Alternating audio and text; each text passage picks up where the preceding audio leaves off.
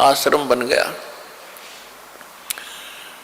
ऐसा स्थान बनाया जाता है जहाँ भगवान के स्वरूप को रखते हैं, जहाँ परमात्मा की ज्योति जलाई जाती है। सभी उठकर वहाँ प्रणाम करते हैं। सुबह और शाम दोपहर को भगवान की चर्चा चलती है, रामायणी होती है, आरती होती है, सुबह के नित्यनेम होते हैं। फिर दिन में जब भी टाइम लगता है, कोई मंत्र कर रहा है, कोई सिमरन सतनाम का कर रहा है, तो कितना माहौल बदल गया ना। उसमें बकवाद बतलावा वो नो बोला, वो नो बोला, उसका नाश होगा, उनका ऐसे नुकसान होने वाला है, वो ऐसे गलती करते हैं। तो इस तरह की बकवादें बतला के उस परिवार, उस घर के अंदर हम ये कुविचार छोड़ देते थे। फिर वो कुविचार हमारे मस्तिष्क में टकराते रहते थे, हमें डिस्टर्ब रखते थे, शांति नहीं होने देते हैं। और जब परमात्मा की महिमा और अमृतवाणी जब स्टार्ट होती है तो कुविचार ऊपर चले जाते हैं और सुविचार उस घर में धीरे धीरे स्थापित होने लग जाते हैं। फिर घर में शांति शुरू हो जाती है।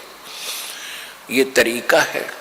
अब कहीं भी परमात्मा की चर्चा नहीं। सुबह उठते या तो न्यूज़पेपर पढ़ देंगे जिनमें कोरी झूठ बकवाद भर रखी होती है, समाचार पत्र, या टीवी चलाएंगे, समाचार सुन लेते हैं, सारे दिन बकवाद गड़े, या फिर फिल्म देखेंगे। तो जब तक प्राणी के पूर्व जन्म के शुभ संस्कार चलते हैं तब तक वो कुछ भी करता रहे, और सपने में भी भगवान याद ना करो, उसको सारे सुख मिल रहे होते हैं।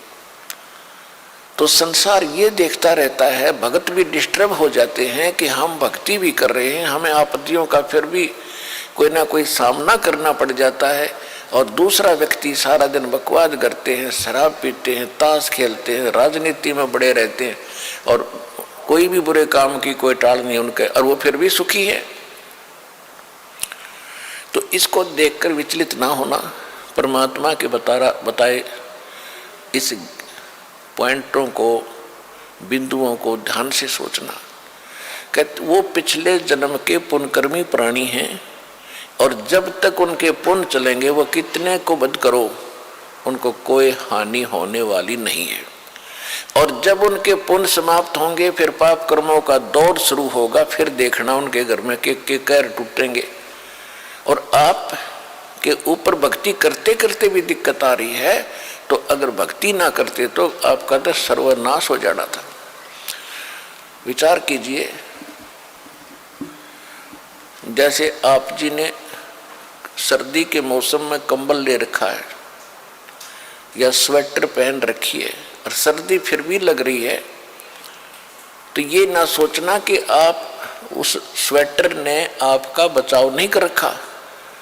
अब जैसे यहाँ भक्त कई कहते हैं जी हमने पाठ भी करवा लिया, जोत भी बोल दी, चौथी हाजरी भी लग गई, अभी तक हमें कोई विशेष लाभ नहीं हो पा रहा।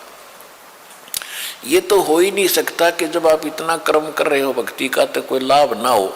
ये तो आपकी अनजान सोच है, बालक बुद्धि है।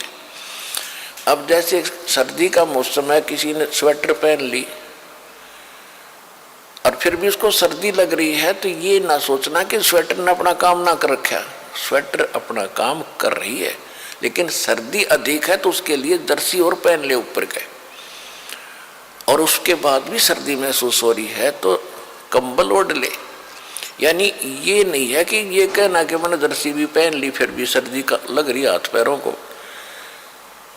तो ये तो अनजान व्यक्ति कहेगा जिसने इस प्रोसेस का पता नहीं, भगवान के मार्ग का ज्ञान नहीं।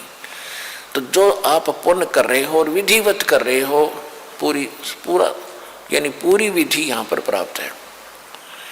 गुरु जी के बिना दान करना व्यर्थ है।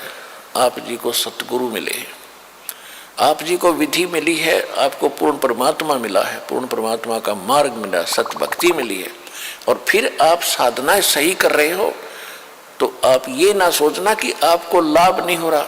आपके पाप कर्मों की सर्दी घनी है, और ये करते करते भी कहीं ना कहीं से थोड़ी बहुत ठंड महसूस हो रही है।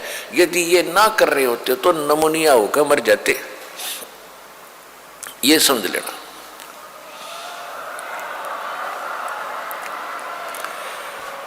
तो इस तरह आप जी ने अपने इस भक्ति सफर को डिस्टर्ब नहीं होने देना, जो मार्ग बता दिया इस पर चलते रहना, घर पहुंच जाओगे, सारे सुख होंगे, यानी अपने सतलोक चले जाओगे और यहाँ भी राहत बहुत मिलेगी।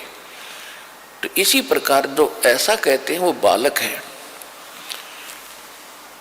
और फिर ये सोचे कि हम भक्ति भी कर रहे हैं, दूसरा कुछ भी नहीं करता, उसके ठाठ हो रहे हैं, तो वो भी आप इस ज्ञान से सोचना कि जब बैटरी किसी ने चार्ज कर रखी है इन्वर्टर की और आगे चार्ज है नहीं, उनके पास लाइट कनेक्शन नहीं है और उनकी बैटरी, फिर भी उनके पंखे चल रहे हैं, बल्ब भी जग रहे हैं,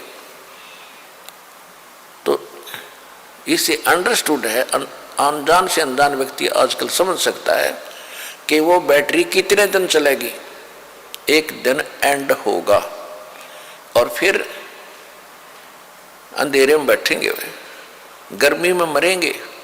इसी प्रकार जब तक पुण्य कर्मों की बैटरी चार्ज है पूर्व जन्म की, तब तक वो आपको सुखी दिखाई देते हैं, चाहे कितने खोटे खोदो, और आप अच्छे भी कर रहे हो और फिर भी महसूस करते हो हम दुखी। आप दुखी नहीं हो, आपके ऊपर तो ना जाने के कहर टूटना था, भगवान ने आपकी रक्षा कर रखी है।